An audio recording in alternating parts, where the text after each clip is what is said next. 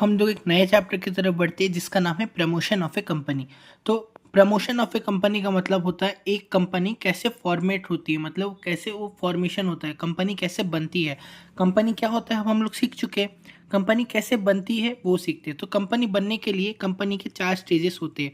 Stages of formation of a company मतलब company 4 steps को होके कंपनी बनती है।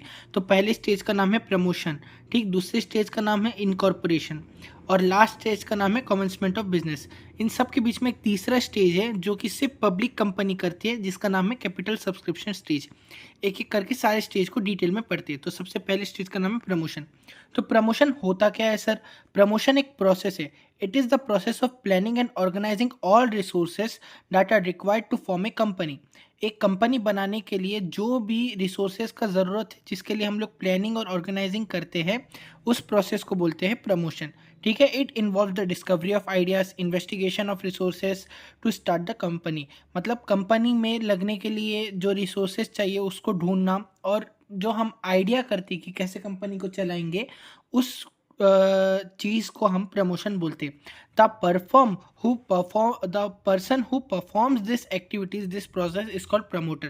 तो अगर पूछ ले, ये 1 मार्क में आ जाता है, 1 मार्क क्वेश्चन में आ जाता है, हु इज ए प्रमोटर, तो लिख देना the person who performs the process of promotion is called promoter, ठीक। अब प्रमोटर के फंक्शंस क्या होते हैं, प्रमोटर करता क्या है? प्रमोटर क्या करता है? सबसे पहले आइडेंटिफिकेशन ऑफ बिजनेस अपॉर्चुनिटी। इस पूरे प्रोसेस को याद करने के लिए आप ये कर सकते हैं, if N F A P, if N F A P, if N F A P, ठीक है। तो ये आइडेंटिफिकेशन ऑफ बिजनेस अपॉर्चुनिटी मतलब सबसे पहले बिजनेस अपॉर्चुनिटी ढूंढेगा। दूसरा फिजिबिलिटी स्टडीज करेगा। फिजिबिलिटी स्टडीज मतलब क्या होता है? फिजिबिलिटी स्टडी मतलब वो बिजनेस प्रॉफिटेबल है या नहीं, वो देखेगा, उसका फिजिबिलिटी चेक करेगा कि वो बिजनेस प्रॉफिटेबल है या नहीं, ठीक। फिर नेम अप्रूवल करेगा, वो अपने बिजनेस का, अपने कंपनी का नेम अप्रूव कराएगा वो। फिर अपने एमओए, एमओए का मतलब होता है मेमोरेंडम ऑफ एसोसिएशन में जो जो लोग बैठे हैं वो कौन कौन सिग्नेचरीज बन सकते हैं। सिग्नेटरीज का मतलब होता है कि the person who hold a power to signature. अरे गहरे लोग को ही सिग्नेचर करने नहीं देते, क्योंकि सिग्नेचर में ही तो पूरा उनका पावर रहता है, बिना सिग्नेचर के काम नहीं होगा। तो सिग्नेटरीज को वो फिक्स करेगा कि कौन कौन से पोजीशन का सिग्नेटरी रहेगा। फिर अपॉइंटमेंट ऑफ प्रोफेशनल्स को अपॉइंट करेगा, अलग अलग ऑफिसर को रैंक देकर अपने बिजनेस में रखेगा। फिर है प्रिपरेशन ऑफ नेसेसरी डॉक्यूमेंट्स, सारे नेसेसरी डॉक्यूमेंट्स को वो बनाएगा, जैसे प्रोस्पेक्टस हो गया, एमओए हो गया, एओए हो गया, तो ये सब प्रिपेयर करेगा। कौन प्रिपेयर करेगा? प्रमोटर। तो ये सारे फंक्शंस कौन प्रिपेयर करता है? Promoter. If N F A P. Okay, screenshot ले लो इसका और स्क्रीनशॉट इसका भी ले लो, ठीक है।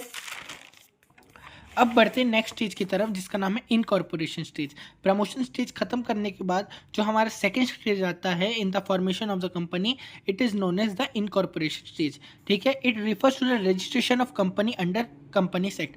इनकॉर्पोरेशन स्टेज में हम लोग क्या करते हैं? हम लोग इनकॉर्पोरेशन स्टेज में हमारे कंपनी को रजिस्ट्रेशन करते हैं, किसके अंदर? कंपनीज एक्ट के अंदर, ठीक। ये सबसे इंपॉर्टेंट स्टेज है।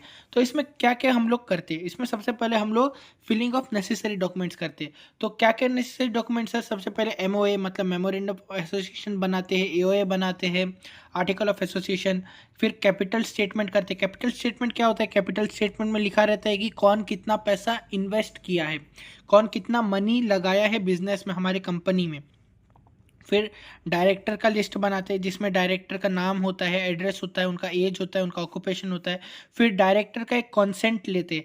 डायरेक्टर का कंसेंट क्या होता है सर? डायरेक्टर से एक एग्रीमेंट कराते हैं, उनका कंसेंट लेते हैं, उनका अप्रूवल लेते हैं कि वो राजी है ये कंपनी में एज ए डायरेक्टर वर्क करने के लिए। फिर रजिस्टर्ड ऑफिस, जो रजिस्टर्ड ऑफिस है जहाँ पर हम लोग अपना रजिस्ट्रेशन करा रहे, उस ऑफिस का एड्रेस रहता है। और स्टैट्यूटरी डिक्लेरेशन रहता है। स्टैट्यूटरी डिक्लेरेशन मतलब हम अपने होशो आवाज़ में वो कंपनी को रजिस्टर करा रहे हैं, इस बात का डिक्लेरेशन एक रहता है, किसमें? पूरे इंपॉर्टेंट डॉक्यूमेंट्स में। तो इतने इंपॉर्टेंट डॉक्यूमेंट को हम लोगों को इनकॉर्पोरेशन स्टेज में जमा करना रहता है। फिर उसके बाद क्या करते हैं? सेकंड हम लोग क्या करते हैं? पेमेंट ऑफ फीस करते हैं। जो फीस रहता है रजिस्ट्रेशन का, वो रजिस्ट्रेशन फीस देते हैं। तीसरा रजिस्ट्रेशन करवा लेते हैं। और चौथा क्या मिलता है? रजिस्ट्रेशन कराने के बाद हमको मिलता है एक सर्टिफिकेट ऑफ इनकॉर्पोरेशन, ठीक है। अब याद रखना बच्चों, जो प्राइवेट कंपनी होती है वो ये सर्टिफिकेट ऑफ इनकॉर्पोरेशन मिलने के बाद वो अपना बिजनेस शुरू कर सकती है, मतलब वो कंपनी अपना काम करना शुरू कर सकती है। बट पब्लिक कंपनी ये करने के बाद इनकॉर्पोरेशन स्टेज में ये सर्टिफिकेट ऑफ इनकॉर्पोरेशन मिलने के बाद भी उनको एक स्टेप करना रहता है पब्लिक कंपनी को, और उस स्टेप का नाम है कैपिटल सब्सक्रिप्शन स्टेज। ये स्टेज सिर्फ पब्लिक कंपनी कर सकती है। तो क्या लिखा है, after receiving the certificate of incorporation private company can start the business but public company perform this third stage before getting the certificate of commencement. Okay, तो इसमें स्टेप्स क्या रहते हैं सर कैपिटल सब्सक्रिप्शन स्टेज के? तो सबसे पहले capital subscription होता क्या है? देखो, अब कभी भी पब्लिक कंपनी को पब्लिक कंपनी इसीलिए कहा जाता है क्योंकि वो पब्लिक उसमें इन्वेस्ट कर सकती है। पब्लिक उसमें इन्वेस्ट कैसे करेगी सर? पब्लिक उसमें इन्वेस्ट करेगी शेयर मार्केट, स्टॉक मार्केट के जरिए में।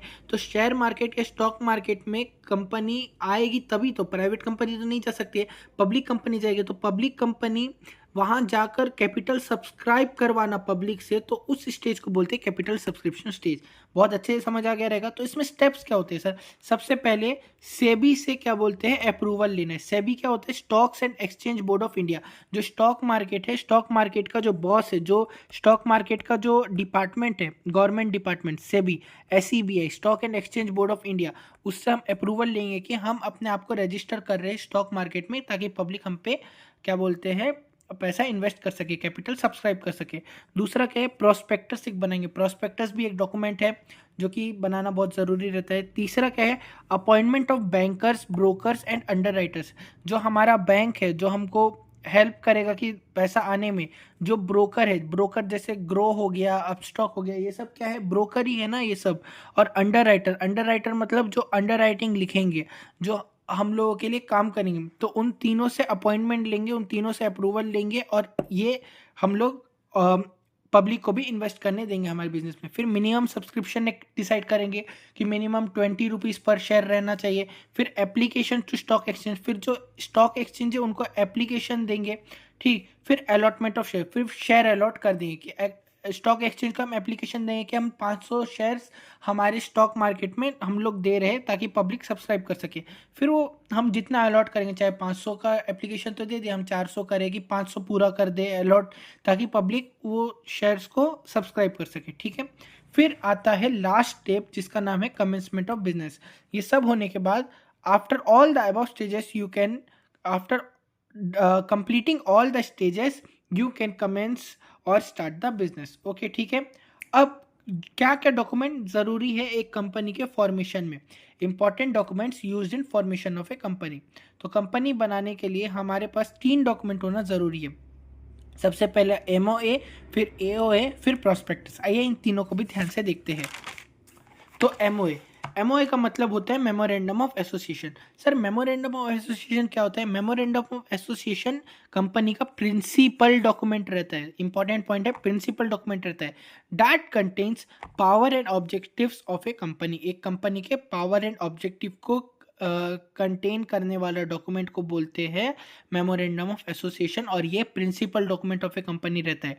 MOA describes the scope of operation. MOA operation का स्कोप डिसाइड करता है कि वो बड़ा होना चाहिए या छोटा होना चाहिए, ऑपरेशन वो डिसाइड करता है। It can be altered according to the provisions of companies act. ये चेंज भी हो सकता है किसके अकॉर्डिंग? कंपनीज एक्ट के प्रोविजन के अकॉर्डिंग। मतलब इसमें ज़्यादा चेंजेस नहीं हो सकते, जो कंपनीज एक्ट में लिखा रहेगा उस दायरे में हम लोग रहकर चेंज करना है। Okay, it provides information to outsider. Outsiders को इंफॉर्मेशन प्रोवाइड करता है। It is also known as the doctrine of outdoor management. ये पॉइंट याद रखना। It is MOA is known as the doctrine of outdoor management. अब MOA में रहता क्या है? MOA में रहता है NSOLCA। NSOLCA क्या होता है सर? NSOLCA मतलब बहुत सारे क्लॉज के नाम है। तो फर्स्ट नेम क्लॉज, फिर सिचुएशन क्लॉज, फिर ऑब्जेक्ट क्लॉज, फिर लाइबिलिटी क्लॉज, फिर कैपिटल क्लॉज, फिर एसोसिएशन क्लॉज। अब सर नेम क्लॉज क्या होता है? नेम क्लॉज ये बोलता है कि एक कंपनी अगर प्राइवेट है तो उसका एंड होना चाहिए प्राइवेट लिमिटेड के साथ, लेकिन अगर एक कंपनी पब्लिक है तो वो अपने नाम में सिर्फ लिमिटेड लगाएगी। फिर होता है सिचुएशन क्लॉज। सिचुएशन क्लॉज बोलता है कि कहाँ पर हमारा कंपनी का रजिस्टर्ड ऑफिस सिचुएटेड है उसका नाम लिखो, ठीक। हमारे जो कंपनी जिसमें हम रजिस्टर कराए हैं वो रजिस्टर्ड ऑफिस कहाँ पर है उसका नाम रहना चाहिए इस क्लॉज में। फिर ऑब्जेक्ट क्लॉज बोलता है कि हम अपने कंपनी के ऑब्जेक्टिव्स मेंशन करो, अपने गोल्स मेंशन करो। फिर लाइबिलिटीज क्लॉज बोलता है कि सारे मेंबर्स की जो कंपनी में वर्क कर रहे हैं उनकी कितनी लाइबिलिटी है उसको मेंशन करो इस क्लॉज में। कैपिटल क्लॉज में सबके क्या बोलते हैं कितना परसेंट कैपिटल लगा है, ऑथोराइज कैपिटल कितना है, कितना आया है, कितना गया है, वो सारा चीज़ रिकॉर्ड करो कैपिटल क्लॉज में। एसोसिएशन क्लॉज बोलता है कि ये it is declared by director to whom we are selling our shares, हम अपने शेयर्स किसको बेच रहे हैं वो इस क्लॉज में लिखा रहता है, और ये क्लॉज डिक्लेयर्ड बाय डायरेक्टर मतलब डायरेक्टर बोलता है। ठीक है, स्क्रीनशॉट ले लो एमओए का, कंटेंट्स ऑफ एमओए का स्क्रीनशॉट ले लो, इधर का भी ले लो। फिर आता है एओए। एओए का मतलब होता है आर्टिकल ऑफ एसोसिएशन। तो आर्टिकल ऑफ एसोसिएशन कुछ भी नहीं है, सिंपल रूल्स और रेगुलेशंस ऑफ ए कंपनी रहता है। जैसे कंपनी की कुछ कुछ पॉलिसी रहती है ना, जैसे honesty is the best policy एक कंपनी का पॉलिसी हो गया, तो वैसे ही छोटे मोटे पॉलिसी रहती है। ठीक, which the directors of company make to maintain discipline of the company. इसको डायरेक्टर्स ऑफ द कंपनी बनाते हैं डिसिप्लिन लाने के लिए। ओके, एओए में क्या क्या रहता है? एओए में powers, duties, rights and names and rights of board of directors of the company. इसमें क्या क्या मेंशन रहता है? बोर्ड ऑफ डायरेक्टर्स के पावर, ड्यूटी, राइट्स और पूरे कंपनी में क्या क्या लोगों के पावर ड्यूटीज है वो मेंशन रहते हैं। AOA must be sign by all directors, ये सभी डायरेक्टर के द्वारा अप्रूव्ड होना चाहिए, सभी डायरेक्टर इसमें साइन करना चाहिए। It is also known as the bylaws of company, bylaws of company. और जैसे एमओए को हम लोग बोलते थे doctrine of outdoor management, AOA को हम बोलेंगे doctrine of indoor management. The AOA must be tested by 2 witnesses, इसको कम से कम 2 विटनेस के द्वारा टेस्ट करना चाहिए। स्क्रीनशॉट ले लो। एओ में होता क्या है सर? एओ में शेयर होल्डर्स के राइट रहते हैं, डायरेक्टर के पावर रहते हैं, और इशू ऑफ शेयर को इशू करने का प्रोसीजर रहता है। ठीक है, स्क्रीनशॉट ले लो कंटेंट्स ऑफ एओए का भी। अब सर एओए और एमओए में डिफरेंस क्या है? सबसे पहले नेचर क्या है? एओए का एमओए का नेचर चार्टर्ड है और एओए का बाय लॉस है। मतलब एमओए चार्टर्ड मतलब ये पहले से ही नियमित है, ये पहले से ही बने हुए, क्योंकि ये कंपनी एक्ट में लिखा ही रहता है ना, हम तो बस उसको फॉलो कर रहे हैं। लेकिन एओए क्या है? हमारे कंपनी के रूल्स है, रेगुलेशंस है जो हम बनाते हैं, बाय लॉस है। ठीक, एमओए का स्कोप ऑब्जेक्ट्स एंड पावर मतलब हमारे ऑब्जेक्टिव्स और पावर के ऊपर रहता है। एओए क्या है? रूल्स रेगुलेशंस का है। एमओए का स्टेटस एक फंडामेंटल डॉक्यूमेंट है, principal document of a company है। एओए एक सप्लीमेंट्री डॉक्यूमेंट है, एक सेकेंडरी डॉक्यूमेंट है। एमओए का लीगल इफेक्ट क्या है? Beyond the scope acts are considered year, मतलब कंपनीज एक्ट में जितना दिया है उसके अंदर अगर हम काम कर रहे हैं तो सही है, लेकिन कंपनीज एक्ट में जो नहीं दिया है और हम लोग अगर वो कर रहे हैं तो वो कंसाइडर्ड इलीगल कंसाइडर होगा। लेकिन क्या है, एओए तो हम ही बना रहे हैं तो इट कैन बी रेटिफाइड, मतलब इसको सही भी कर सकते हैं।